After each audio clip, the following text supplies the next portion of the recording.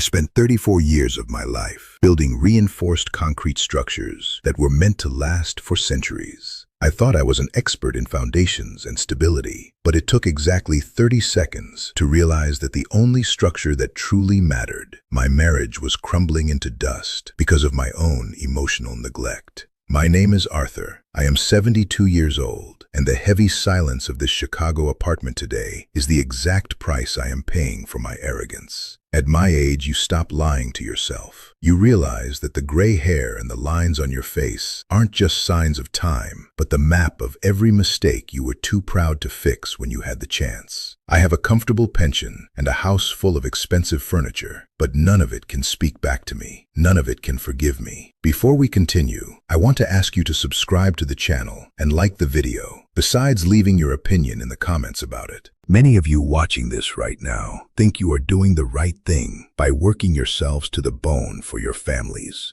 I was that man. I believed that being a provider was the ultimate proof of love. But the truth is much uglier. I was running away to my office, using blueprints and deadlines as a shield to avoid the vulnerability of actually looking my wife in the eye. I was an efficient stranger in my own home, and I didn't even realize it until it was too late to say a single word. But before we continue, I ask you please to help us bring this type of content by subscribing to the channel, liking the video, and leaving in the comments what you thought of the video. I remember when Eleanor and I first started out in a tiny apartment where the heater barely worked. We spent hours talking about the future and what we would build together. But somewhere along the way, the talking stopped and the building took over. I convinced myself that every late night at the office and every weekend spent looking at site plans was a sacrifice for her. I wore my fatigue like a badge of honor. I was the great provider. I thought that as long as the bank account was full and the house was solid, I was doing my job as a husband. I was living on autopilot, believing that silence in a house meant peace, when it actually meant she had simply given up on trying to reach me. I looked at her every day, but I stopped seeing her. She became a fixture of my life, like the furniture or the walls.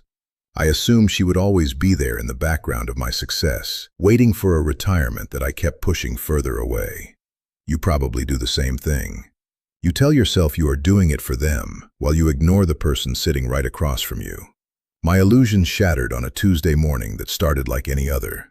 I was in my home office arguing with a contractor about a shipment of rebar that was behind schedule. I was angry and focused on the numbers. Eleanor was in the kitchen making a fresh pot of coffee. I heard a sound from the other room, a heavy, dull thud that vibrated through the floorboards. My first instinct wasn't to run to her. My first instinct was to finish my point on the phone. I kept talking for another 30 seconds, making sure I had the last word in that stupid argument before I hung up. When I finally walked into the kitchen, she was lying on the floor. The last thing I had said to her 10 minutes earlier was a complaint about the brand of coffee she had bought. I told her it tasted cheap and that she should have known better. Those were my final words to the woman who had carried my world for 4 decades. No goodbye, no I love you. Just a petty comment about the price of coffee beans while she lay there with a broken vessel in her brain. I realized in that moment that I had spent my life building skyscrapers, but I had let the ground beneath my own feet turn to quicksand. I knew everything about structural integrity, but I didn't know a single thing about the woman who had shared my bed for half a century.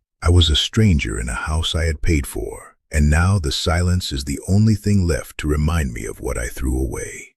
It happened on a Tuesday morning that looked exactly like every other Tuesday of the last 40 years. The sunlight was cutting through the dust in my home office, and I was leaning over a set of blueprints for a bridge project in Des Moines. I was arguing with a supplier about the cost of steel. I remember my voice was loud and sharp because I wanted him to know I was the boss. Eleanor had just walked into the kitchen. I could hear the clink of the ceramic pot and the smell of the cheap coffee she had bought on sale the day before. I had spent 5 minutes earlier that morning lecturing her about why we shouldn't settle for mediocre brands when we had the money for the best. I was so busy being right about the coffee that I didn't even notice she hadn't said a word back to me. Then I heard it, a sound that will haunt me until the day I am buried. It wasn't a scream. It was a dull, heavy thud, like a sack of concrete hitting the linoleum. My first instinct wasn't that my wife was dying. My first instinct was that she had dropped the pot and made a mess I would have to complain about. I stayed on that phone for another 30 seconds. I finished my sentence. I made sure that supplier knew his price was too high. I hung up the phone with a sense of professional satisfaction and walked into the kitchen ready to point out her clumsiness. I found her lying next to the refrigerator. Her eyes were open, but she wasn't there anymore. The coffee pot was still on the counter. It hadn't fallen. She had. I knelt down, and the floor felt colder than anything I had ever felt in my life. I started shaking her shoulders and calling her name, but the silence in that kitchen was absolute.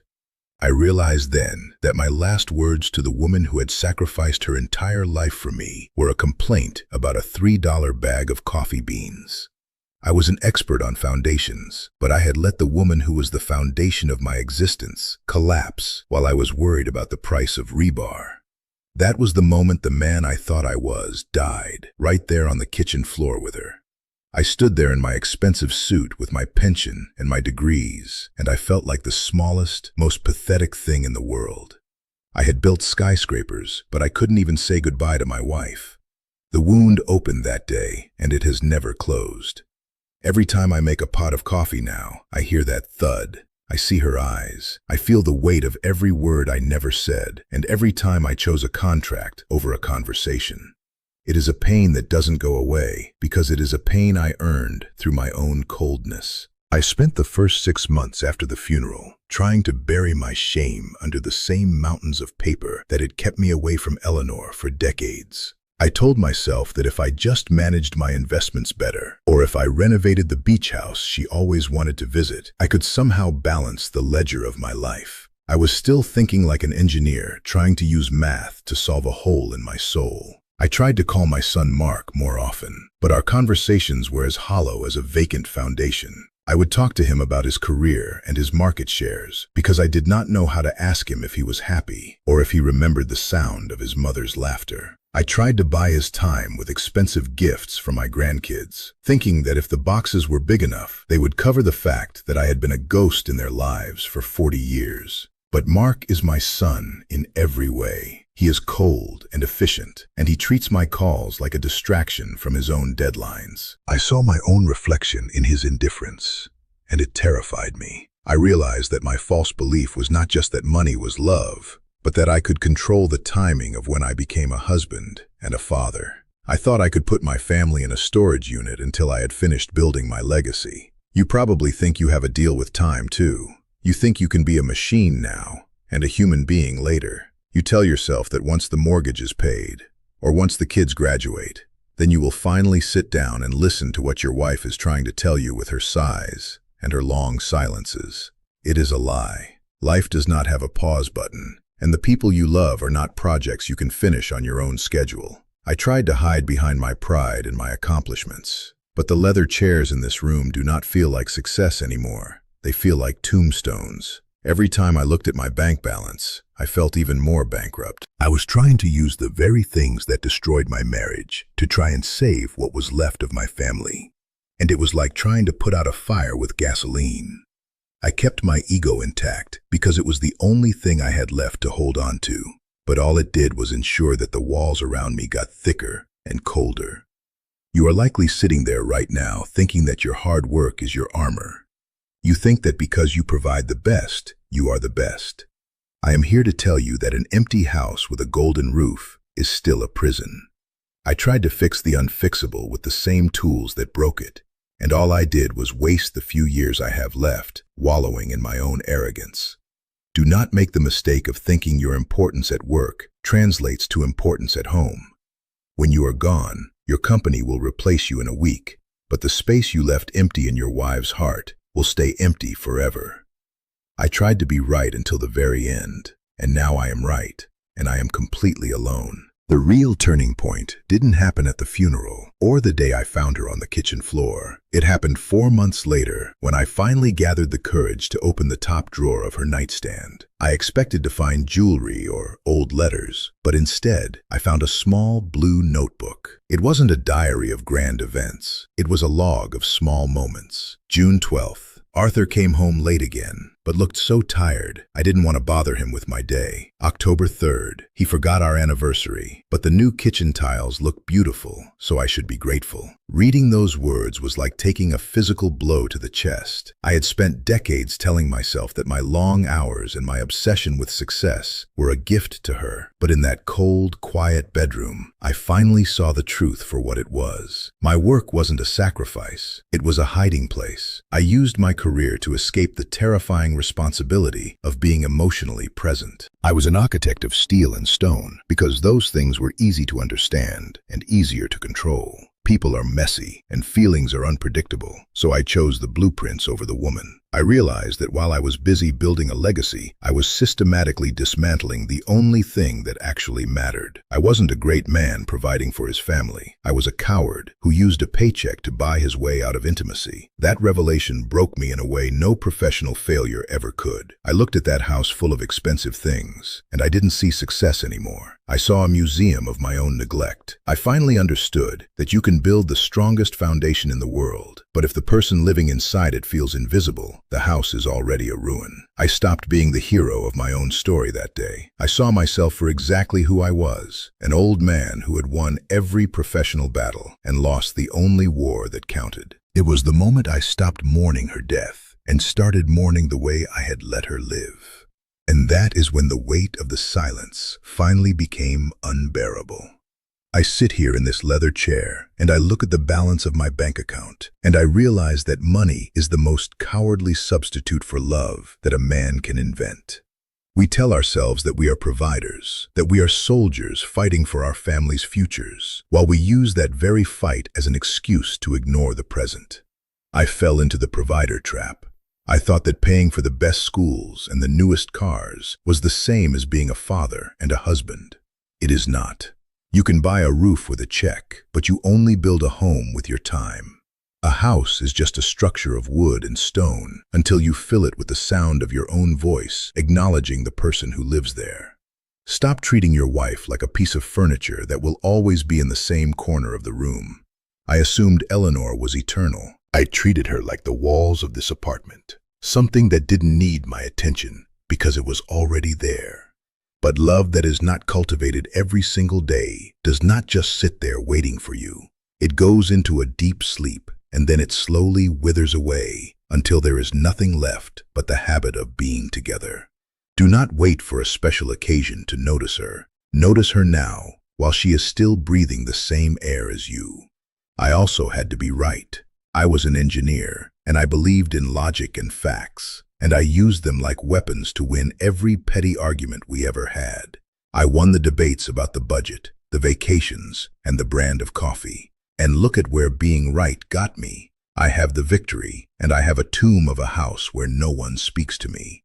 The ego is the greatest enemy of intimacy in our old age. It feels good to be the boss for 5 minutes, but it feels terrible to be the stranger for the rest of your life. Every time you choose your pride over her feelings, you are just adding another brick to the wall that will eventually bury you alive.